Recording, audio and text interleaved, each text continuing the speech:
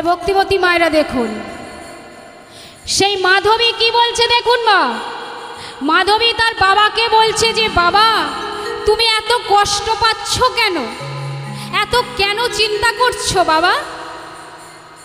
তুমিই তো আমাকে বলেছো, তুমি তো ভাগবত পড়ো, তুমি তো ভাগবত পড়ো, তুমিই তো আমাকে বলেছো ভক্ত প্রহ্লাদ তার বাবা হিরণ্যকশিপুর সেই ভক্ত প্রহ্লাদের ওপরে কত অত্যাচার করেছে, তুমি কি ভুলে গেছো বাবা? পাহাড় থেকে ফেলে দিল, ভগবান রক্ষা করল। আগুনের মধ্যে ফেলে দিল, ভগবান আগুনটাকে শীতল করে দিল। তাহলে ভক্ত প্রহ্লাদ একা কত কষ্ট করেছে, কেন? যে শুধু অসুর কুলকে রক্ষা করবে বলে। আর আমি এইটুকু গ্রামবাসীর জন্য করতে পারবো না বাবা? আমি পারবো বাবা, তুমি চিন্তা করো না। তুমি ডাকাতের সাথেই আমার বিয়ে ঠিক করো, আমি ডাকাতকেই বিয়ে করব। তাহলে মা তিনি ডাকাতকেই বিয়ে করবেন। আর দেখতে দেখতে 2-4 দিন কেটে গেল। আগামী পূর্বে বিবাহ না দিতে পারলেই কিন্তু গ্রাম ছেড়ে চলে যেতে হবে। তাহলে মা দেখুন, সেই রামরতন শর্মা কি করেছে দেখুন, হাতে একটা লাঠি নিয়েছে, আর লাঠি নিয়ে সেই ডাকাত হরিদাসের বাড়িতে যাচ্ছে। আর ডাকাত হরিদাস কি করছে? দুপুরবেলা খেয়ে দে ঘুমাচ্ছে। ঠিক সেই সময় সেই রামরতন শর্মা যাচ্ছে কোথায় না, ডাকাতের বাড়িতে। কেমন করে যাচ্ছে না, যাচ্ছে সবাই কিভাবে? আজ রামরতন শর্মা যায় ডাকাতের ঘরে, রামরতন শর্মা যায় ডাকাতের ঘরে, রামরতন শর্মা যায় ডাকাতের ঘরে, রামরতন শর্মা যায় ডাকাতের ঘরে। আসিয়া দাঁড়াইল তখন অপরাহ্ন কালে, আসিয়া দাঁড়াইল তখন অপরাহ্ন কালে, আসিয়া দাঁড়াইল তখন অপরাহ্ন কালে, আসিয়া দাঁড়াইল তখন অপরাহ্ন কালে। মনেতে ভয় ভয় সদা কি করিব আজ, মনেতে ভয় ভয় সদা কি করিব আজ, মনেতে ভয় ভয় সদা কি করিব আজ, মনেতে ভয় ভয় সদা কি করিব আজ। হঠাৎ করে মুন্ডে যেন পড়িল যে বাজ, হঠাৎ করে মুন্ডে যেন পড়িল যে বাজ, হঠাৎ করে মুন্ডে যেন পড়িল যে বাজ, হঠাৎ করে মুন্ডে যেন পড়িল যে বাজ। ও মা, এই যে তা ডাকাত তো সেই ডাকাতের বাড়িতে গেছে রামরতন শর্মা। মা এই যে কথায় আছে জানেন তো, যার বিয়ে তার হুঁশ নেই, পাড়া পড়শির ঘুম নেই। আছে তো কি মায়েরা? আছে তো বাবা? আছে তো? যার বিয়ে তার হুঁশ নেই, পাড়া পড়শির ঘুম নেই, কি মা? তাই তো? হ্যাঁ, হরি বল। তামা দেখুন, রামরতন শর্মা তিনি মনে মনে ভাবছে আমি তো চাপে পড়ে বিয়েতে রাজি হয়েছি, ডাকাত রাজি হবে কি তার কোনো এখন ঠিক নেই। তা আপাতত যাই দেখি কি বলে, তাই তো মা? তা সেই দুপুরবেলা ডাকাত ঘুমাচ্ছে, আর সেইখানে দুপুরবেলা গিয়ে দরজাটা কি করছে না, দরজাটা ঠক ঠক করে আওয়াজ করছে, ঠক ঠক করে আওয়াজ করছে মা, ঠক ঠক করে আওয়াজ করছে। কেউ বাড়িতে আছেন? একটু দরজাটা খুলুন না। তাহলে মা দেখুন, ডাকাত মনে মনে ভাবছে কি যে আমার বাড়িতে কুকুর বিড়াল পর্যন্ত আসে না, তাহলে আমার বাড়িতে কে এসেছে? কুকুর বিড়াল পর্যন্ত আসে না, তাহলে কে এসেছে? এই বলে কি করেছে, যেই দরজাটা খুলেছে অমনি কি দেখলেন না, দেখলেন বিশাল বড় চেহারা, সুটান দেহ, বড় বড় চুল, বড় বড় গোপ, বড় বড় চোখ, কোমরে সাদা ধুতি আর কোমরের মধ্যে গামছা বেঁধে কোমরে হাত দিয়ে দাঁড়িয়ে আছে। ডাকাত দাঁড়িয়ে আছে। ডাকাত জিজ্ঞাসা করছে, কে আপনি? রামরতন বলছে, আগে বাবা, আমি হচ্ছে রামরতন শর্মা। তা এখানে কেন এসেছেন? আগে বাবা, আমি আমার মেয়ের বিয়ের জন্য এসেছি। ও, বুঝতে পেরেছি, আপনার মেয়ের বিয়ে হবে, তা আমার কাছে কিছু টাকা পয়সার জন্য এসেছেন, তাই তো? ঠিক আছে, ঠিক আছে, আমার ঘরে তো আর টাকা পয়সা নেই, আমি রাত্রে চুরি করব, সকালবেলা এসে নিয়ে যাবেন, ঠিক আছে? রামরতন শর্মা বলছেন, না না বাবা, আমি টাকা পয়সার জন্য আসিনি বাবা। ও, টাকা পয়সার জন্য আসেনি, তাহলে কি গয়নাগাটির জন্য এসেছেন? কিন্তু একই তো ব্যাপার, আমি রাত্রে চুরি করব, তারপর আপনি সকালবেলা এসে নিয়ে যাবেন। কিন্তু বাবা, আমি তো গয়নাগাটির জন্য আসিনি। তাহলে কেন এসেছেন? কিন্তু বাবা বলছি যে, আমি একটা কথা বলি শোনো, আমি বলছি যে আমার মেয়েকে তোমাকেই বিয়ে করতে হবে। এই যে মা, তোমাকেই বিয়ে করতে হবে মা। তাহলে যখনই বলেছে তোমাকেই বিয়ে করতে হবে, তাহলে মা দেখুন, চৈত্র মাসে সেল দেয়। ও মা, চৈত্র মাসে সেল দেয় তো মা? দেয় তো, চৈত্র মাসে জামা কাপড়ে সেল দেয়, দুর্গা পুজোয় সেল দেয় তো।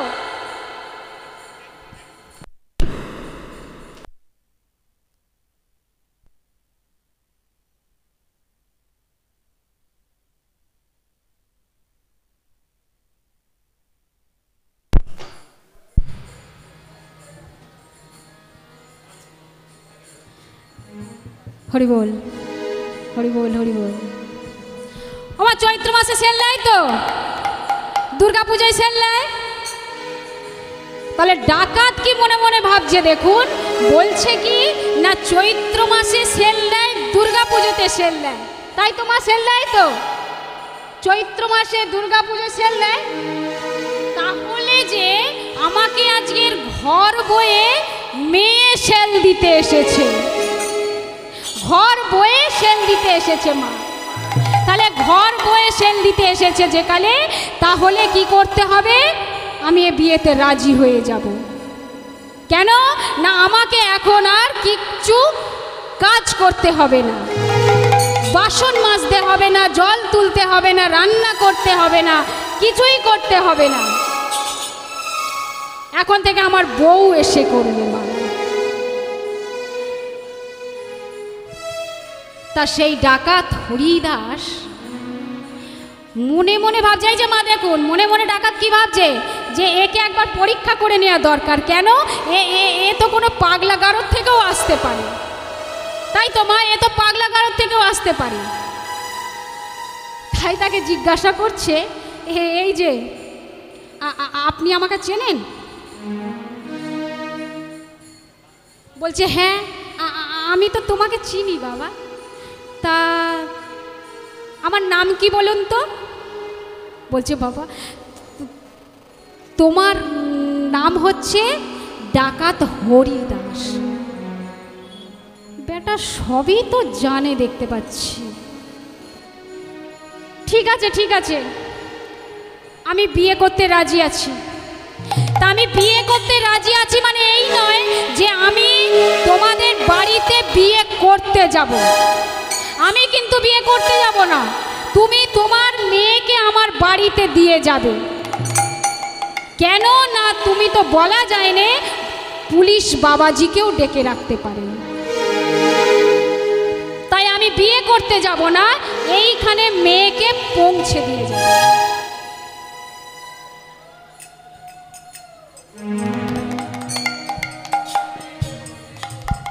জয় রাধে, জয় রাধে, জয় রাধে। হরি বল।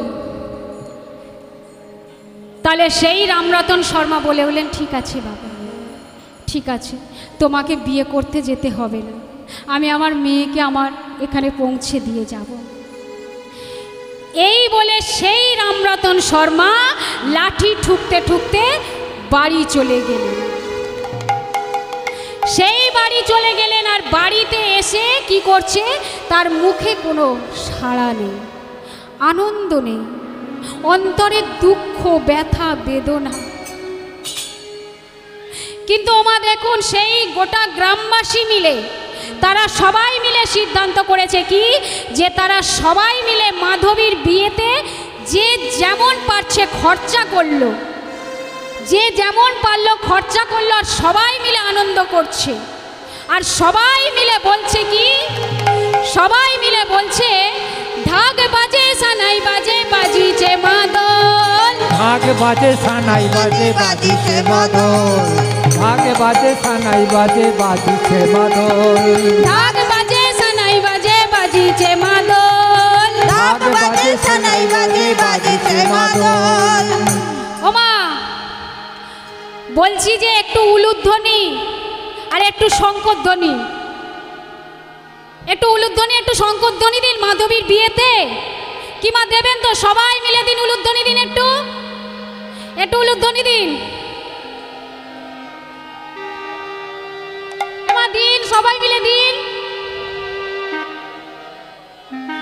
আর সবাই মিলে হাত তুলে বলুন কি, ঢাক বাজে সানাই বাজে বাজিছে মাদল, ঢাক বাজে সানাই বাজে বাজিছে মাদল, ঢাক বাজে সানাই বাজে বাজিছে মাদল। এই যে বাবারা, আপনাদেরকে বলছি, হাত তুলুন, সবাই মিলে বলুন, ঢাক বাজে সানাই বাজে বাজিছে মাদল, ঢাক বাজে সানাই বাজে বাজিছে মাদল, ঢাক বাজে সানাই বাজে বাজিছে মাদল, ঢাক বাজে সানাই বাজে বাজিছে মাদল। মাধবীর বিয়েতে আজ আনন্দ হিলোল, মাধবীর বিয়েতে আজ আনন্দ হিলোল। মাধবীর বিয়েতে বিবিধ বাজনা, বাদয়ে বিবিধ বাদ বিবিধ বাজনা। জয় জয় চতুর্দিকে হইল ঘোষণা, জয় জয় চতুর্দিকে হইল ঘোষণা। আনন্দ ধরে না, আনন্দ ধরে না, আনন্দ ধরে না, আনন্দ ধরে না। পাড়া প্রতিবেশী মিলে আনন্দ ধরে না, পাড়া প্রতিবেশী মিলে আনন্দ ধরে না, পাড়া প্রতিবেশী মিলে আনন্দ ধরে না। নিতাই গৌর প্রেমানন্দে হরি বল। বিয়েতে হরি বল, হরি আনন্দ বল। হিলোল।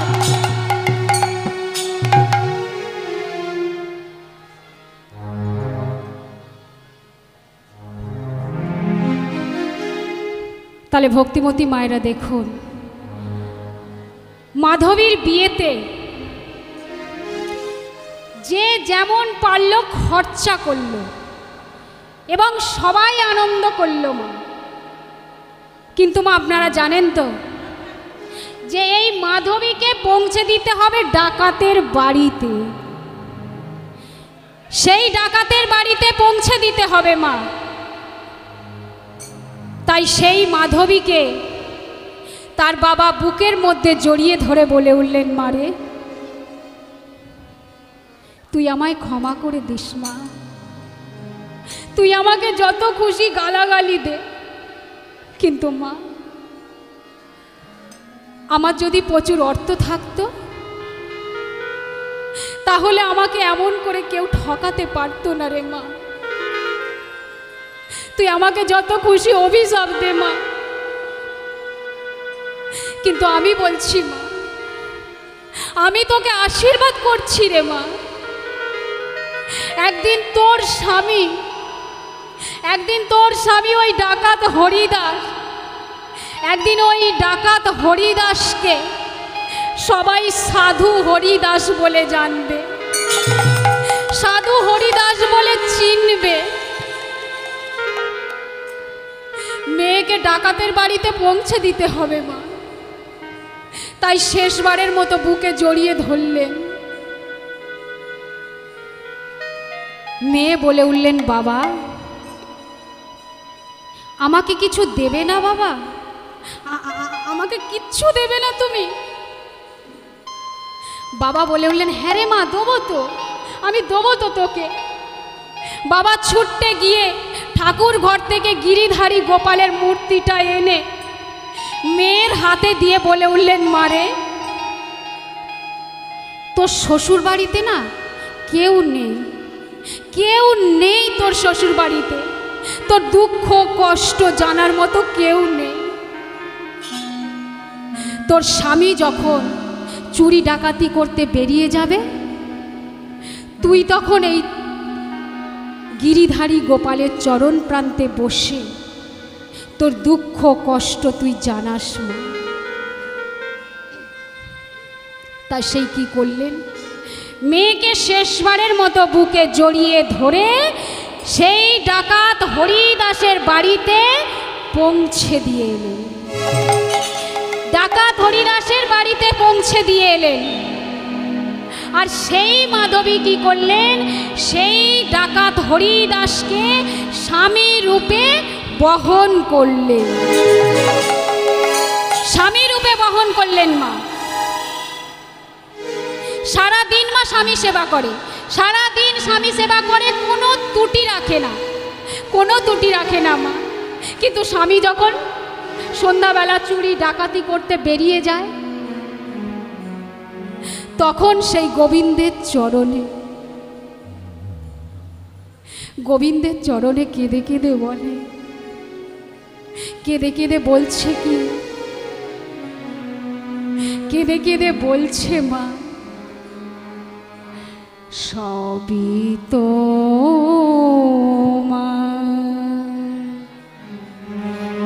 চরণে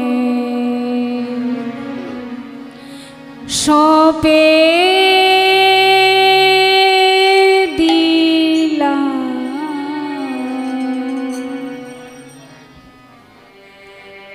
আমার দুটি নয়ন তারা সবই তোমার চরণে সপে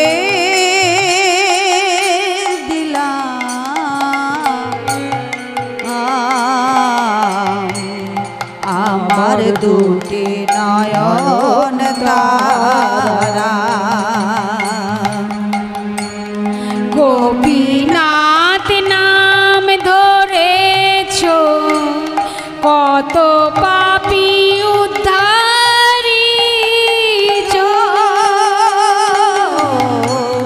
গোপীনাথ নাম ধরেছ, কত পাপী উদ্ধারিছ।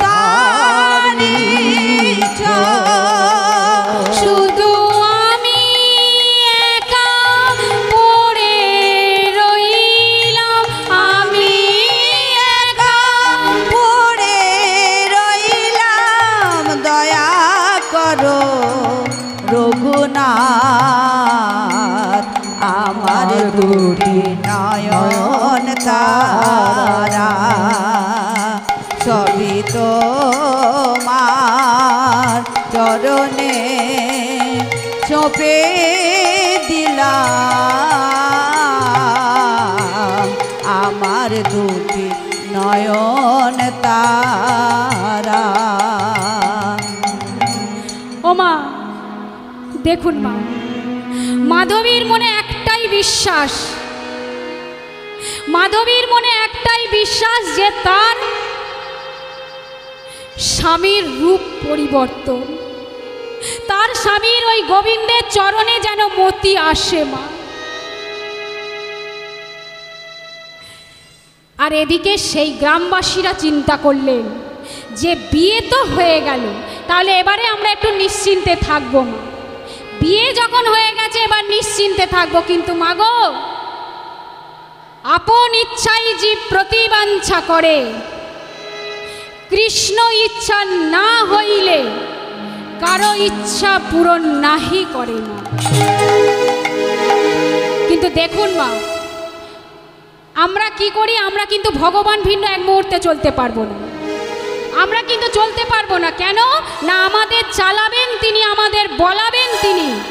তিনি রাখলে কেউ মারতে পারবে না, আবার তিনি মারলে কেউ রাখতে পারবে না।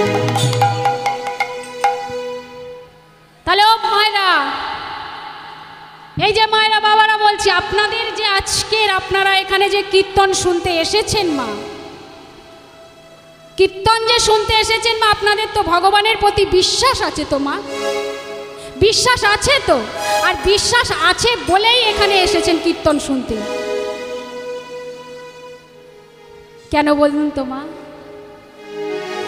এই যে ভগবানকে, এই যে ভগবানকে ভালো লাগা, এই যে ভালো লাগা ভালোবাসা মা, ভগবানকে ভালো লাগা ভালোবাসা কোথা থেকে জন্ম নেয় মা? কোথা থেকে জন্ম? বিশ্বাস, বিশ্বাস থেকে জন্ম নেয় মা। আপনারা যদি বিশ্বাস করেন তাহলে ভগবানকে ভালো লাগবে মা, আর যদি না বিশ্বাস করেন কিন্তু ভগবানকে ভালো লাগবেও না, আর ভগবানকে ভালোবাসা যাবেও না।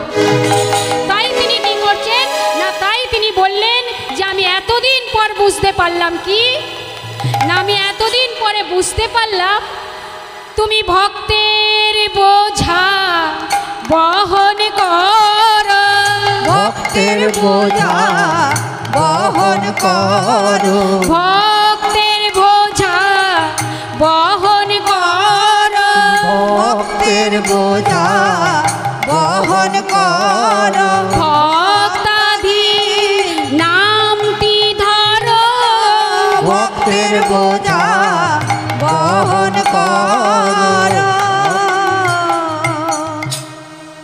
ওমা দেখুন, এই যে মা বলছি কি যে মাধবীর মনে বিশ্বাস কিন্তু এখনো আছে যে আমার স্বামীকে কিন্তু গোবিন্দের চরণে মতি আসবেই।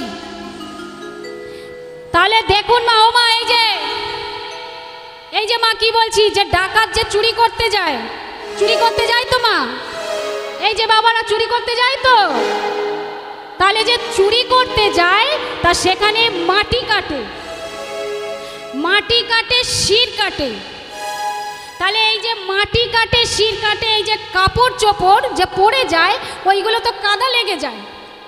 তা যখন কাদা লেগে গেছে তা সেই মাধবী কি করেছে, ঘাটে কাস্তে গেছে, ঘাটে কাস্তে গেছে মা। তা ঘাটে যখন কাস্তে গেছে মা, শুনুন, আর একটা অন্য ঘাটে একজন আর একজনকে বলছে কি, ও দিদি শোনো না, একটা কথা বলি, শোনো শোনো, বলছি শুনেছ আজকের না ওই যে শিব মন্দির আছে, ওই শিব মন্দিরে আজকের থেকে না 7 দিন ভাগবত পাঠ হবে, তা তুমি শুনতে যাবে না? বলছে হ্যাঁ যাবো তো, আমি তো 7 দিনই ভাগবত পাঠ কীর্তন শুনবো, আমি ঘরে গিয়ে তাড়াতাড়ি রান্না করে নেব, নিয়ে আমি ভাগবত কীর্তন শুনতে যাব। তাই তো মা, ভাগবত কীর্তন শুনতে যাবে। তাহলে দেখুন মা, মাধবী মনে মনে ভাবছে যতদিন বিয়ে হয়েছে আমি ভাগবত কীর্তন শুনিনি, আমিও যাব। তাড়াতাড়ি করে ঘরে এসে রান্না বান্না করে স্বামীকে খেতে দিয়েছে, স্বামী খাওয়া দাওয়া করে কি করছে, শয়ন করে আছে, শয়ন করে আছে মা, আর স্বামীর পাটা টিপছে, স্বামীর পা টিপছে, আর পাটা টিপতে টিপতে স্বামীকে বলছে, স্বামী বলছি আমি একটা কথা বলবো। তা স্বামী বলছে কি বলবি বল। না বলছি স্বামী, আমি বলছিলাম যে ওই যে শিব মন্দির আছে না, ওই শিব মন্দিরে আজকে থেকে না ভাগবত পাঠ হবে। বলছি যে স্বামী আমি কি যাব ভাগবত পাঠ শুনতে? তাহলে দেখুন মা, ডাকাত হরিদাস সবে খেয়ে দিয়ে শুয়েছে, আর যেই এ কথা বলেছে ডাকাত কি করেছে, অমনি উঠে বসেই স্ত্রীর গালে একটা ঠাস মেরেছে। কি বললি তুই, কি বললি? ডাকাতের স্ত্রী হয়ে ভাগবত কীর্তন শুনতে যাবি? তোর এত বড় সাহস! ফের যদি কোনোদিন শুনেছি তাহলে তোর একদিন আমার একদিন।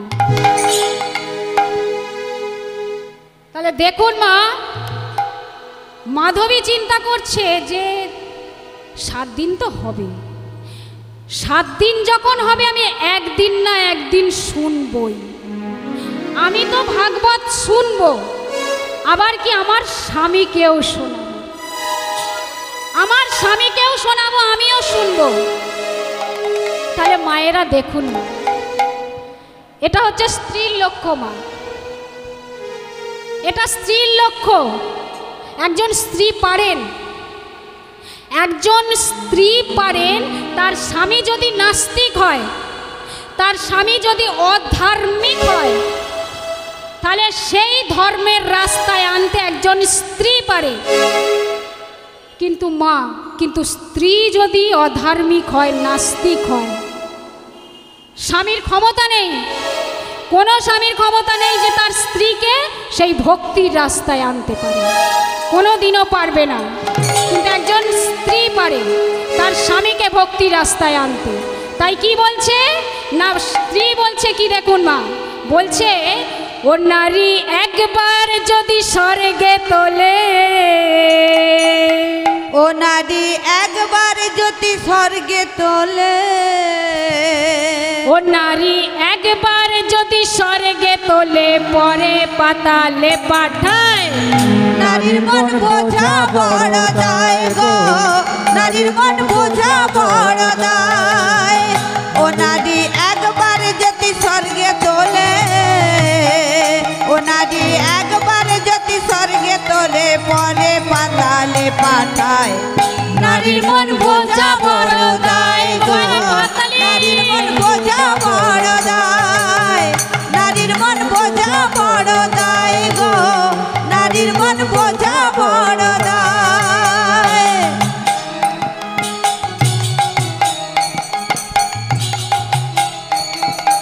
নারী দুর্গা, নারী কালী, কালী কালী, নারী দুর্গা, নারী কালী, নারী শক্তি হয় ভূপালী। নারী দুর্গা, নারী কালী, নারী শক্তি হয় ভূপালী। আবার নারীর পায়ে দেয় অঞ্জলি কৃষ্ণ গুণধর, নারীর পায়ে দেয় অঞ্জলি কৃষ্ণ গুণধর। পায়ে দেয় অঞ্জলি কৃষ্ণ গুণধাম।